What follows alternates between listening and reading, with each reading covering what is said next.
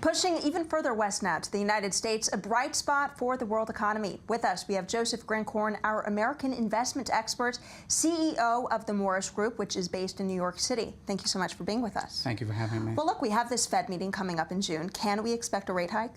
I don't see any rate hikes really coming in June or even like in the near future. You know, now it's split 50-50, you know, on the consensus if there is going to be a rate hike or not.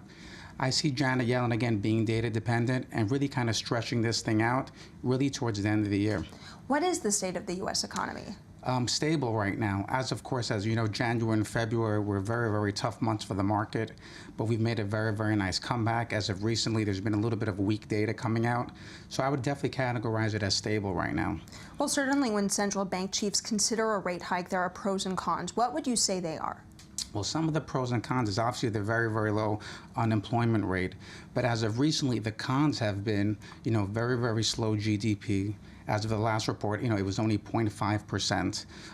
As of last week, of course, you know, the jobs report came in a little bit weaker and mixed as well.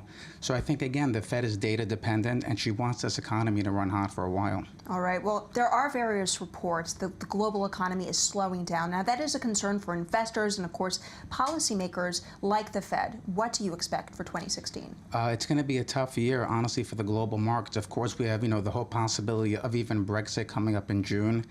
Big question mark hanging over the EU right now, because if that happens, you're going to see very, very negative ramifications like in the market. Of course, there's, you know, all the question marks, you know, surrounding China.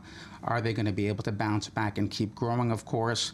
So all these things really mixed is, you know, kind of having the Fed really having to work a balancing act and not strictly base her decisions only on the U.S. economy. She's got to really look at the whole picture right now. Right. What would happen if there is a Brexit? What would be the impact for the U.S.? Oh, it'll be terrible. I think it'll be very, very negative, of course, in the EU as a whole.